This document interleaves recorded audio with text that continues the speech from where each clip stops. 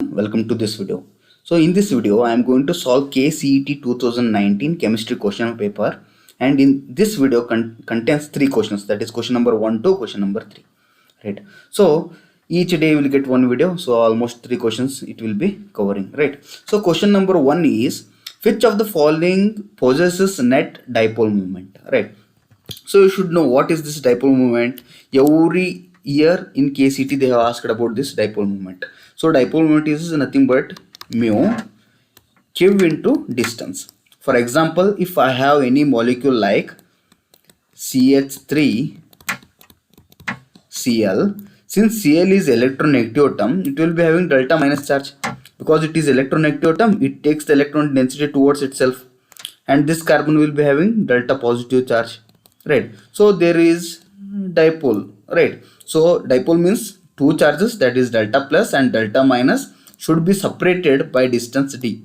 That molecule we call it as dipole, right? It has got dipole, right? So some molecules will be there, they won't have any dipole. For example, you can see it here, right? So the question is, which of the following possesses net dipole moment, right? So first A option, let us solve this. What is A? A is nothing but BF3. The structure of BF3 you should know. If you know the chemical bonding chapter thoroughly, you can tell the structure, geometry, shape, hybridization easily. So BF3, if I draw, its structure is like this, BF3. There is a trick to remember the structure. I hope you know that, right? So here the hybridization of boron will be sp2 and bond angle will be 120 degree, because of which see, it pulls, since boron and fluorine, if I compare, fluorine is more electronegative, so it pulls the electron density towards itself. So it will be, direction will be like this, dipole direction will be like this, here the dipole direction will be like this, right? And here the dipole direction will be like this, right? So since from boron to fluorine the dipole is moving, see, the two dipole, the net resultant will be like this. So this resultant and this resultant are cancelling out, so it doesn't have any dipole moment. So mu for BF3 is 0, it has no dipole moment, right? But we have to choose a molecule which has got dipole moment, right? So next let us see the option D now. So option A is doesn't have any dipole moment, right? Let us see option D. D is BCl3. So BCl3, about this we know, in gas phase the BCl3 will be like this, right? And this is Cl, right? So let me write Cl like this, Cl. So here the hybridization of beryllium will be sp and it is 180 degree. So if we compare electronegativity of beryllium and chlorine, chlorine will be more electronegative, so dipole moment direction will be like this. So beryllium will be delta positive and chlorine will be delta negative. So positive to negative we show in dipole moment. So arrow will be like this.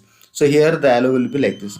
Since both are of same quantity, if it is plus 5 here, there will be also plus 5. So both are in opposite direction, so they cancel out. So dipole moment for beryllium chloride BeCl2 is 0. So this is also having dipole moment 0. This is also having dipole moment 0. Next let us see the option C. So option C, what is that? Carbon dioxide. So you should know carbon dioxide structure, C double bond O double bond O, in which carbon is sp2 and bond angle is 180 degree. Since this structure is linear, so we know that carbon and oxygen, if I compare, oxygen is more electronegative, so it takes the electron density towards itself. So dipole moment arrow will be like this for this CO. And here same, this carbon and oxygen, if I compare, oxygen is more electronegative, so it takes the electron density towards oxygen. So both are having same oxygen, so the dipole value will be same. Both are opposite and a value will be same, so they will cancel out and it will be having dipole moment 0. So mu for this is 0. So answer for the question, which of the following possesses net dipole moment? SO2 possesses. SO2 has dipole moment. Why? Because see, option B, if I draw the structure, SO2 structure will be like this, double bond O and lone pairs, right? If you see the dipole moment direction, here it will be like this, here it will be like this, and here it will be like this.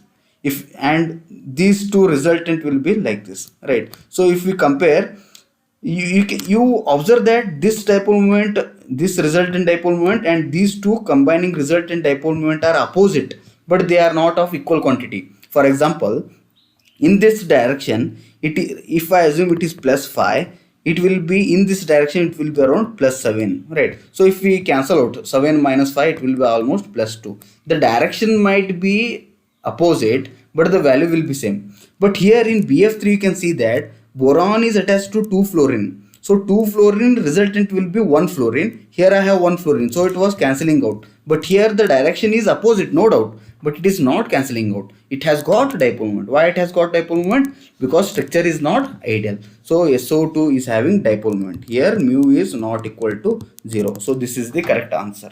So question number 1, correct answer is 2. Coming to question number 2, the question is the number of, see this is pi bonds, sorry it has not come. The number of pi bonds and number of sigma bonds present in naphthalene are respectively, right? So to solve this kind of questions, what you should know what is this naphthalene. So naphthalene in class 11th while teaching hydrocarbons aromaticity, they tell about this naphthalene. What is naphthalene? Naphthalene is this one. So this is one benzene ring, right?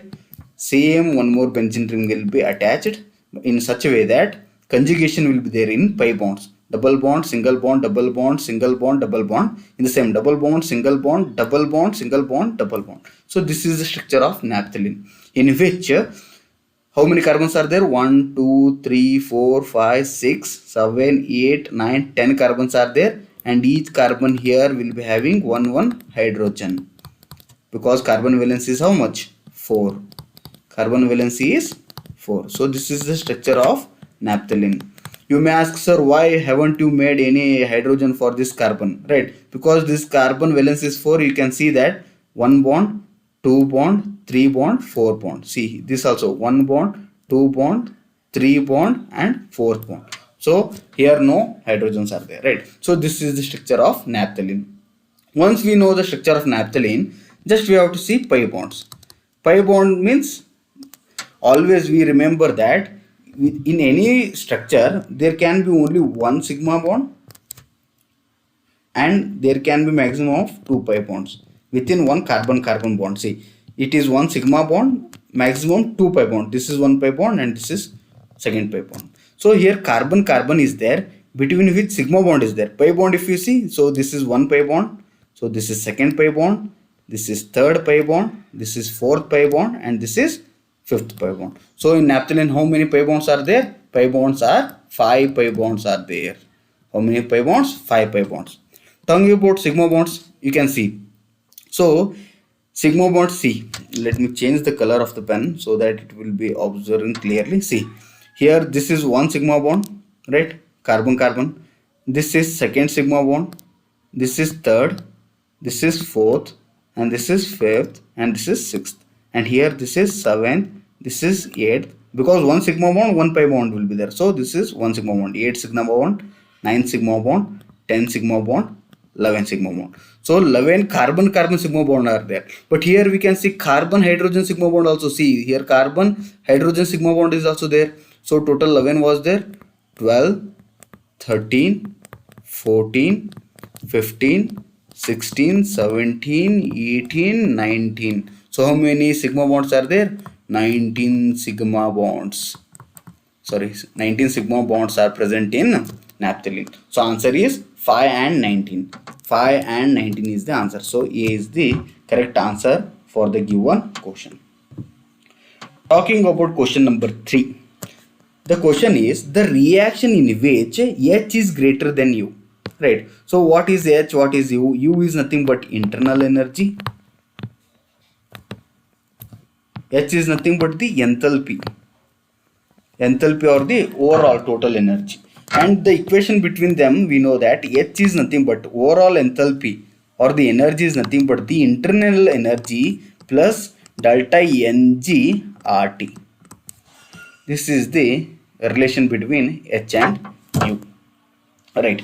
So we know that what we want, H should be greater than U. So H should be greater than U. It happens only when this NRT, overall this NRT is there, right? That should be positive.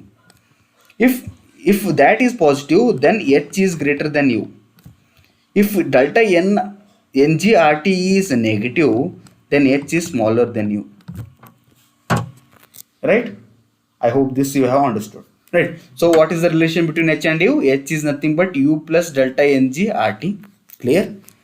If delta NGRT is positive, means H is equal to U plus positive. U plus positive will be more. What more? H is greater than U. So if delta NGRT is plus, U plus plus will be more plus. So H will be greater than U in such case. If negative, H is smaller than U.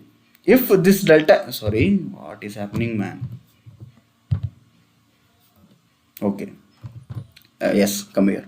So if this delta NGRT is negative, then U minus negative. U minus negative means H will be less than U. What we want, H should be greater than U. This we should want, right? So let us solve this. Clear? So the option D.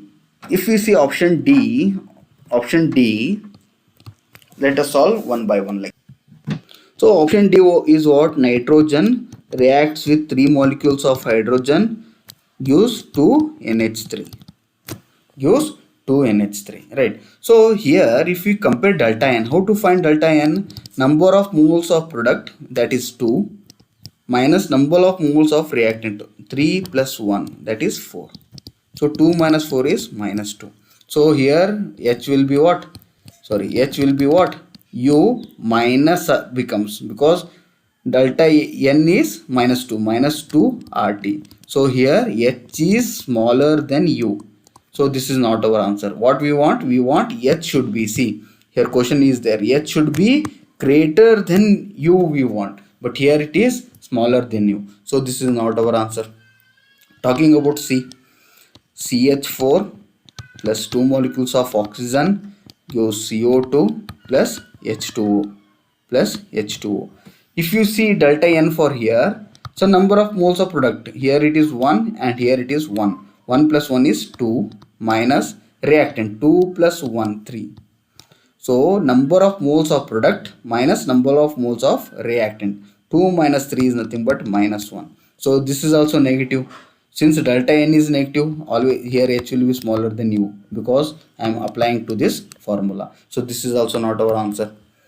Talking about B, what is B? N2 plus O2 gives 2 molecules of NO gas, right? So here delta N, if we compare, delta N, number of moles of product is 2 minus number of moles of reactant, 1 plus 1 is again 2. So overall is 0. In this case, H is nothing but U. But what we want, H should be greater than U. So answer will be the A, because B is H is equal to U. Right, H is equal to U. Answer will be A. Why it is A? Just let me solve it. What is A? Calcium carbonate is there. On heating it is giving calcium oxide plus carbon dioxide. So this is solid, and this is gas. So if you see delta N, number of products, how many products are there? 1 plus 1, so 2, minus reactant, so it is simply 1. So 2 minus 1 is 1. So delta N is positive. So H is what? H is nothing but U plus delta NRT. So H is equal to U plus N is 1 RT. So see, U plus something means it will be more. So here H is greater than U. Is that clear? So answer will be the A is the correct answer for this question. So in this video, 3 questions I solved thoroughly, completely. So it will be helpful for you, I guess. Do share with your friends so that it will be helpful for them also. Share with your juniors, seniors, so that to get it makes easy for you to get good marks in the upcoming KCET. Thank you.